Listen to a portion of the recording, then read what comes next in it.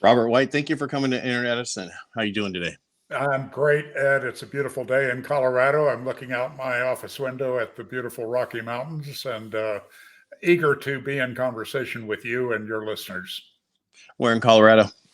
It's a western suburb of Denver. I did retire to Aspen a number of years ago, but when I went back to work, I found out that Aspen is not a place to work from. The reason I asked, I grew up in Colorado as a kid. So a lot Wow. of people don't know that. So yeah, we were wherever my dad's next advancement was with Ma Bell is where we went to. So we were all over. I mean, to a small Maybell. We lived in Maybell for a short period of time. You know where that is? I don't. At the time the population was I think 50. So yeah, You yeah. were you were one third of it or something like that. Pretty much. It's right outside of Craig, where everybody usually goes elk hunting back in the day and deer hunting and all that, in the middle of nowhere. So I've been all over Denver, Clifton, Maybell, Grand Junction. So I understand Colorado. That's why I was trying to understand where you were at. So. If you're an elk hunter, you know that Craig area, but it's certainly not a tourist. Normally, tourists don't go there, and Nope. it's actually in a kind of understated way. It's a very pleasant place, very attractive place in Colorado. Yep. Anyway, so what Inner Edison's about, we all, there's things in our life that our greatest accomplishments come from our greatest defeats. And a lot of people are afraid to make mistakes. They're afraid of failure. And I tell people to embrace failures in life because you're either, winning or losing. I'm sorry, I'm lying there. Winning or learning, not losing. And that's important to know that going forward, that you're going to make mistakes as a business owner, as an entrepreneur, or even as an individual at, working at a different company. Because I've had many people in my companies make mistakes and they cost a lot of money, but they were a great learning experience.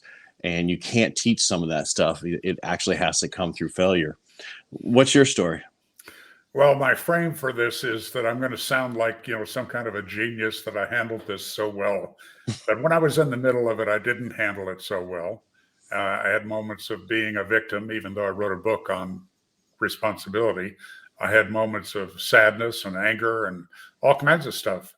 But the way I'll tell the story is, I'll sound like a hero or something. But it was a journey. It took some coaching, took some good friends being there for me. It took a little bit of my history and my learning and really applying it instead of just holding it as a concept. So, but my story is that at 27 years old, my life was kind of a mess, and I went to one of the early human potential movement seminars, and my life changed for the better. I really got this thing called personal responsibility. I got the importance of relationships and extending myself out to people, some things I was not doing a good job with. That led to tripling my income in the next year, even though not one word was said in the seminar about money. And the following year, my income went up 10 times. And what all that led to was becoming the president of that company. They found out about me, that I loved the training, that I put a lot of people in it just as a volunteer, and that I was curious about it. So I took a big pay cut. I moved to California and became president of this company, Mind Dynamics. So I was there 4 years. The ownership changed, so I quit. And I started a company originally called LifeSpring, or always called LifeSpring. And it didn't work for me as the owner to be there. It was that's a small failure that turned out to be really great. And I started a company called Work International. I moved to Tokyo, Japan, and we became the largest training company in Asia, with 15 offices, 240 full-time people, another 60 or so contract people, and just highly successful, the second largest training company in the world. And at 46, Ed, I retired. I went from 7-day weeks and long hours, and every entrepreneur listening to this knows that game. And I went from there to skiing 80 days a year or so. I remarried. I raised 4 great children, 2 adopted, 2 birth children. I spent 6 months traveling with the late John Denver. I built a 14,500 square foot home on 76 acres just outside of Aspen. I traveled for 6 months with the late John Denver, presenting an environmental education program. I mean, my life was fantastic. I mean, it was a bucket list on steroids. And in doing that, I lost touch with my own company. And I made the huge mistake of not selling it when I received an unsolicited offer for a lot of money, over $50 million. And I just thought the wonderful game would go on forever and I'd keep making all that money and doing some good work with people. I mean, we had 1,300,000 graduates between those two companies, LifeSpring and ARC. So even though I worked from behind the scenes, people in my industry knew who I was. And I had close friendships with the leaders of many companies that you would recognize in the training and development field. And one day, the top 7 people in my Asian operation and the top 3 people in my US operation all left the same week and set up companies with my graduates, with my technology, methodology, and reputation. And I lost $30 million. So how's that for a failure story? Well, the issue, from what I see, is you said you didn't sell it. You retired, but you didn't, right? Because you still would have to oversee. The one thing about retiring from your company and not selling it is who's running it, right? That's right.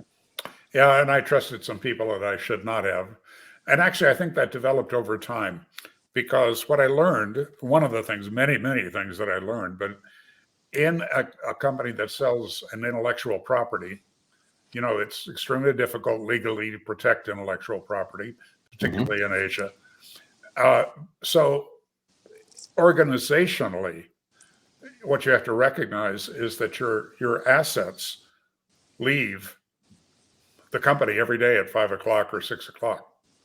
It's not like real estate or a manufacturing plant. It's all based on your people. And the reason that they are attracted is a conversation, a statement of purpose and vision and values. And the moment that the leader, me, stops being a resource that is creating that, recreating it every day, it starts to weaken.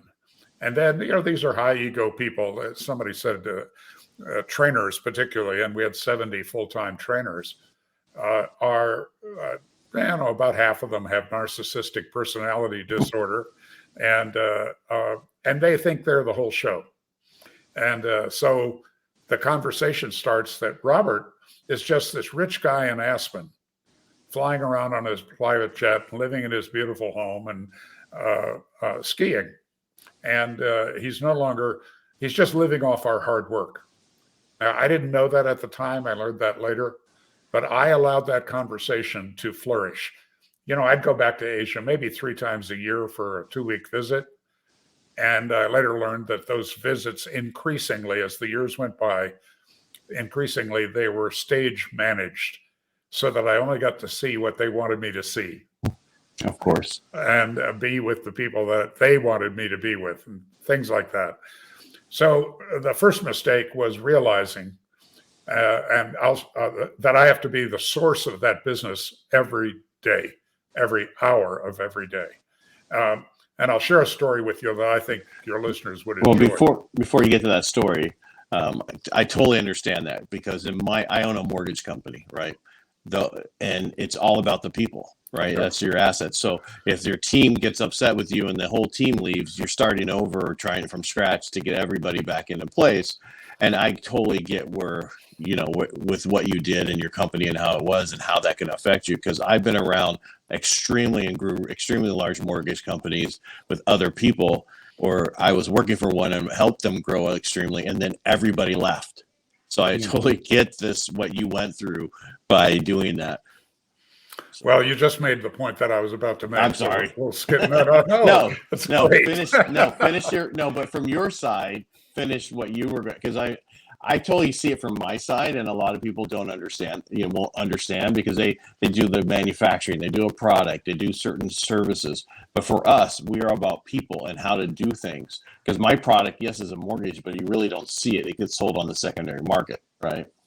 So I think and working with my clients today, I find that increasingly, even like a manufacturing company or a logistics company, that all companies more and more are finding that their key people are the key, and that they're building their machinery, their technology, all these things that they've been counting on and building up as assets matter.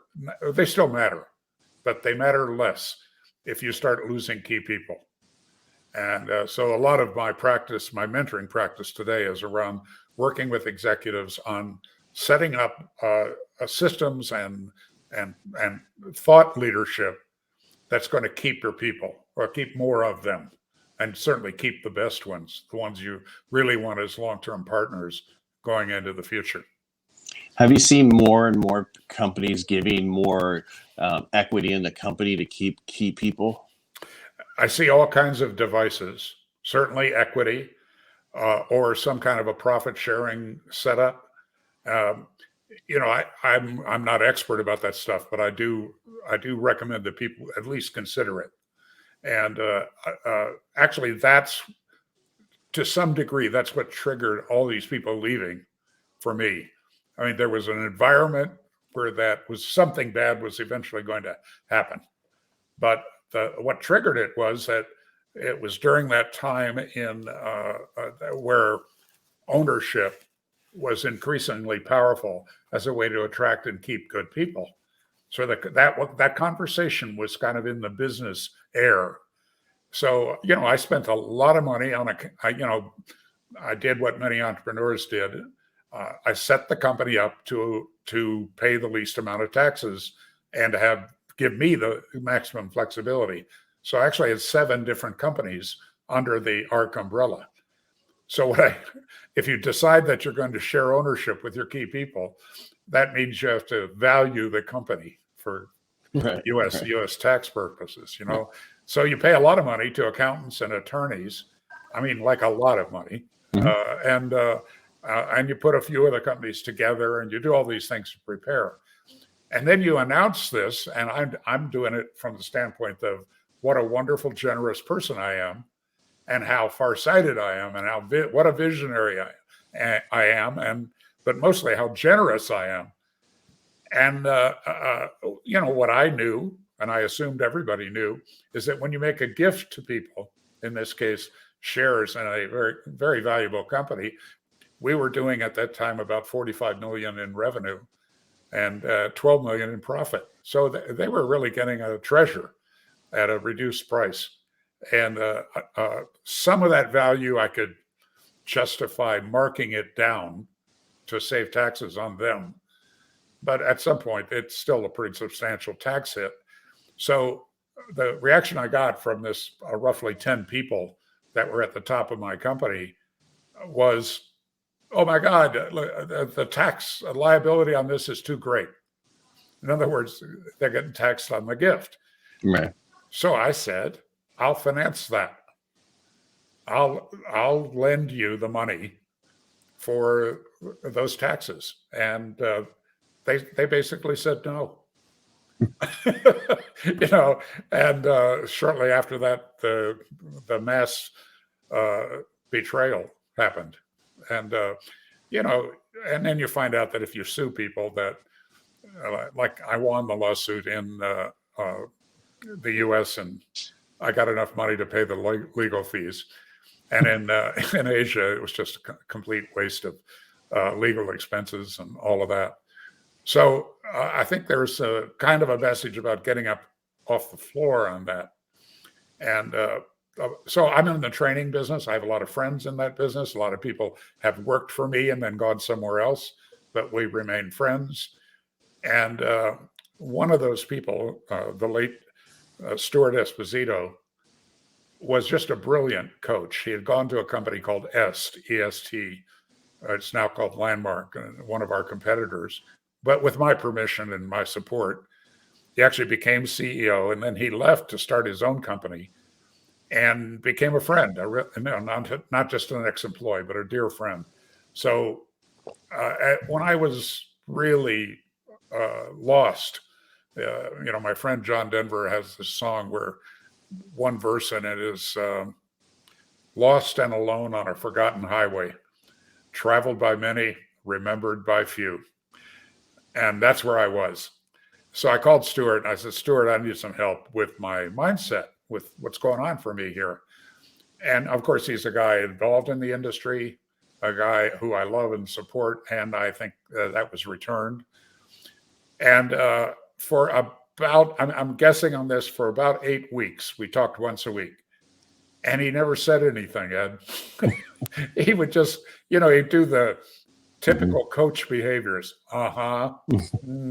That's interesting. That kind of. How'd that make you feel? Well, I started getting really, it was good. No, but that's what they keep asking. Oh, yeah, that's right. Yeah, how does that make you feel? And that kind of stuff. So, yeah. But I was getting a little frustrated, admittedly. And one day he said, pardon me, but, could I ask you a question that maybe is going to be a little uncomfortable for you? I said, oh, sure. And he said, wouldn't it be useful to take 100% responsibility for this? I'll never forget it, Ed. Wouldn't it be useful to take 100% responsibility for this? This is of a guy who had put trainings together that had 1,300,000 graduates teaching personal responsibility and wrote a book on it. And I was being a victim. And I think that's the tempting place to go in failure, is to blame somebody else. I heard, the great Zig Ziglar, the motivational speaker, the late Zig Ziglar. I knew him slightly. He came and attended one of my programs for 5 days, and we became close as friends. But I heard him speak once where he used this example where and maybe you've seen it. I think a lot of people have borrowed it from Zig, and maybe he borrowed it from somebody. But it was where you take his hand and say, when you're pointing at someone, there's 4 fingers pointing back at you, and that's kind of a crude way to talk about accountability. But I woke up that evening talking to Stuart. And I started looking at how I created that mess. And that's when we teach this stuff. I just wasn't practicing it. That when you take responsibility for everything, you get your power back. The power that built that company, I had lost for a couple of 2 or 3 months. And I made a lot of bad decisions in terms of how I was chasing after fixing it. All those things, but they were all coming from a victim role. And when I realized I created this, I didn't provide the thought leadership that was needed, the supervision that was needed in my own company, and the hubris of thinking it would go on forever. I learned nothing goes on forever. The story I thought of later is this. When Japan's economy tanked years earlier, when we were really doing well, I was stuck with 7 training centers in Japan, very expensive space, and a lot of people, and you can't fire people in Japan at that time. So I moved back to Tokyo for 1 year, and U.S. became the place I visited instead of vice versa. And while I was there, I was thinking, how do I re-engage my key graduates, these usually business owners and professionals who don't just recruit 1, 2, or 3 friends into the training. They recruit 20, 30, 50 people. So I wanted to gather a bunch of them, and I knew the way to do it is to add some value to them. That's kind of reciprocal. And I was staying at the Park Hyatt in Tokyo, maybe the finest hotel in the world, not because I was rich at the time, I was hemorrhaging cash, but I had like 100,000 Hyatt points. So I was staying there free. But I was a platinum level or whatever they call that kind of thing, and they take good care of you when you're at that level with a hotel chain. So about once a week, I would treat myself to go to dinner at the hotel in a place called the New York Grill. At that time, up on the 65th floor of this building, and beautiful views of Tokyo, and very American menu and a three-piece jazz band, and the most popular restaurant in Tokyo. You literally could not get a table. They'd get me a place to sit because of my status. But one of the things they had was 4 seats at a little counter that looked into the kitchen. And, that became a thing for a while, like you're dining in the kitchen kind of thing. And an amazing thing about that restaurant, with all these awards and taking 3 or 4 weeks to get a reservation, was that the chef was an American and a female. Now, in Japan, a female chef at that time is just unheard of. You just couldn't be that. She was. And I'm sitting at the counter and I'm watching her, and she doesn't cook. And she doesn't supervise in the kind of any way I recognize. She stands in the middle of the kitchen, and when the line chefs complete a dish, they have to place it in front of her. And Ed, I saw her multiple times start screaming when a dish landed in front of her, and then she would ceremoniously dump the entire dish into the wastebasket next to her, and make sure that everybody in the kitchen, big kitchen, knew that she did it. And I'm watching this and I'm thinking, wow, something's really happening here. She's created the most famous restaurant in that huge city, a city of brilliant food, and she's throwing food away. So I went when I was getting these about 30 business people together. I wanted to contribute something, so I went to the manager of the hotel and I said, "Could you please arrange for that chef to stop by in mid-afternoon and just give a short talk to our folks?" He said, "Of course." And he comes back the next day with a bottle of wine, some kind of snacks, and a deep apology. She said no.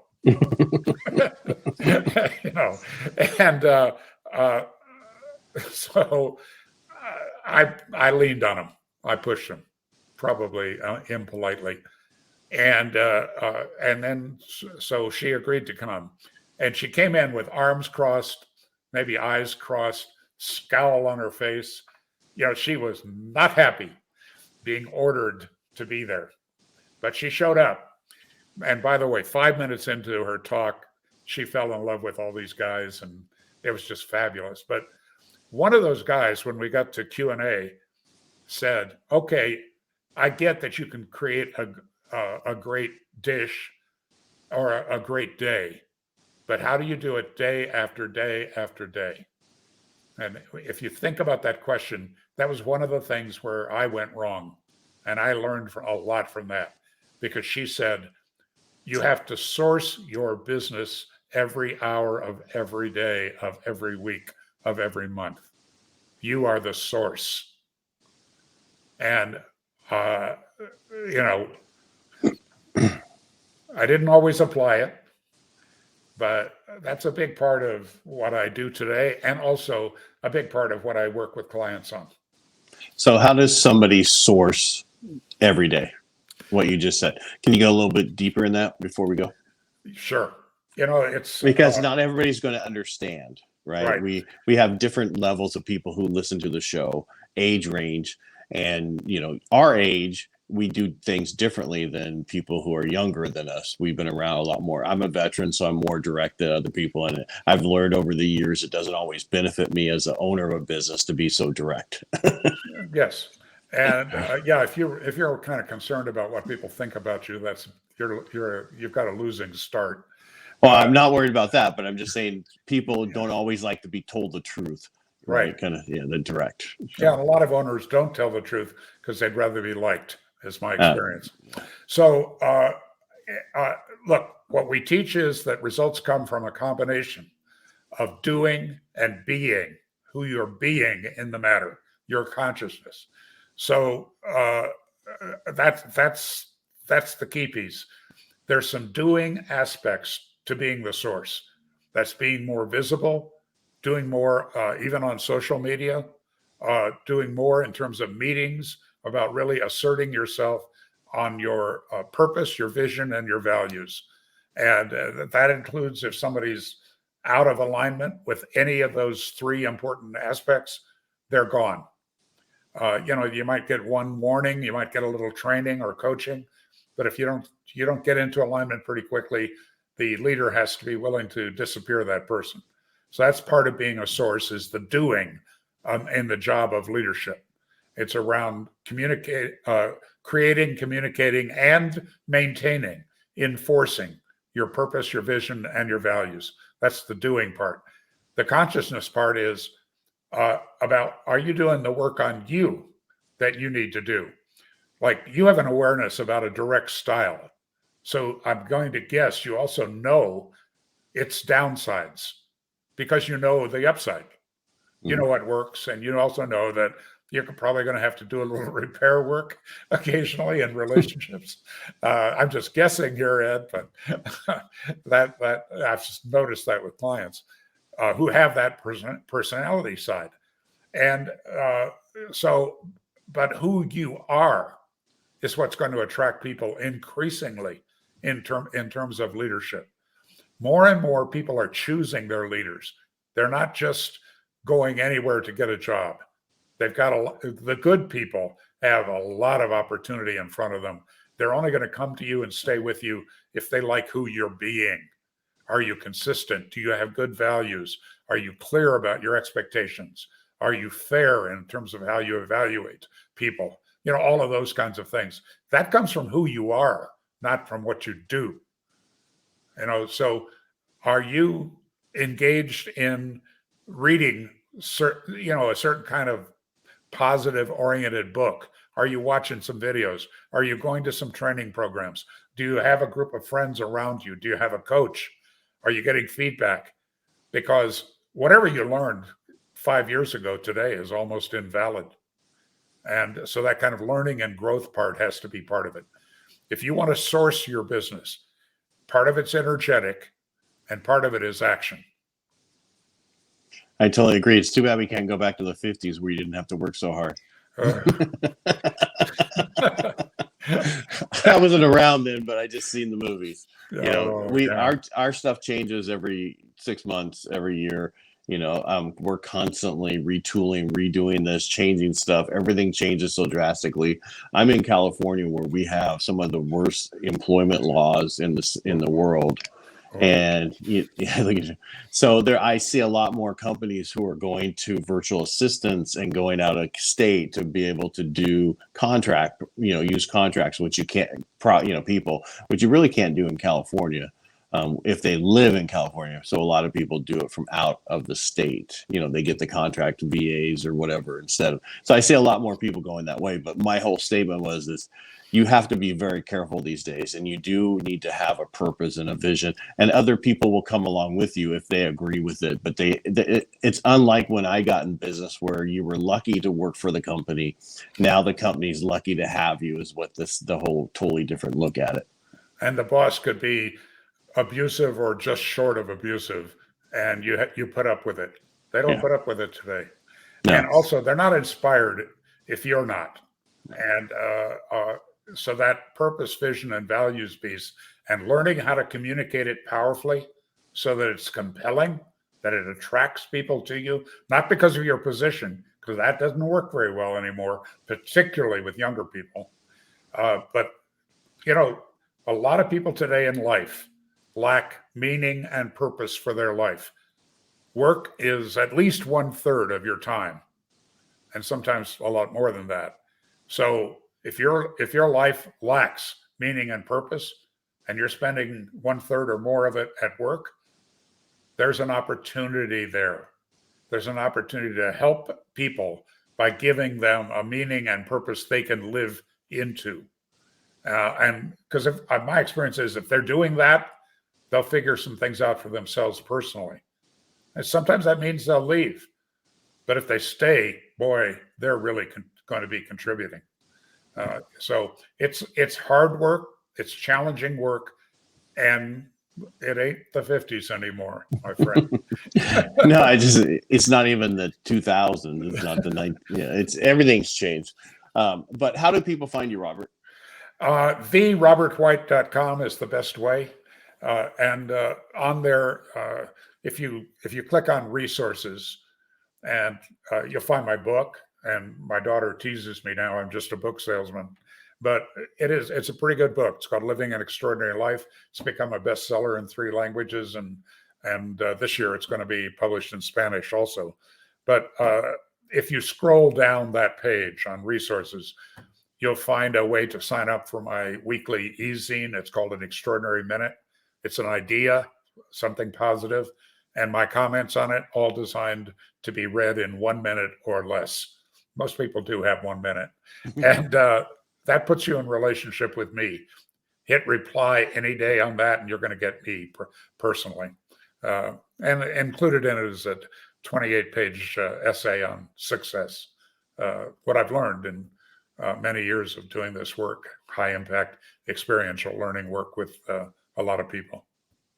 Robert, thank you so much for being on the show today. We learned a lot from you. I really appreciate it. My pleasure, Ed. And look, the Asian joke is, that success comes for the person that when knocked down 8 times gets up 9. And we're all going to run into, and increasingly in this chaotic time, we're all going to run into these failures. And reach out. There's help out there. There's methodology out there. Other people have done it. You're not the first. So give me a call. Are you serious? I thought everybody thinks they're the first person who's done it. Yes. Robert, thank you so much for being here today. And I want to thank everybody for listening to Inner Edison. If you like what we do, just subscribe and share. And again, thank you so much, Robert. All the best, Ed.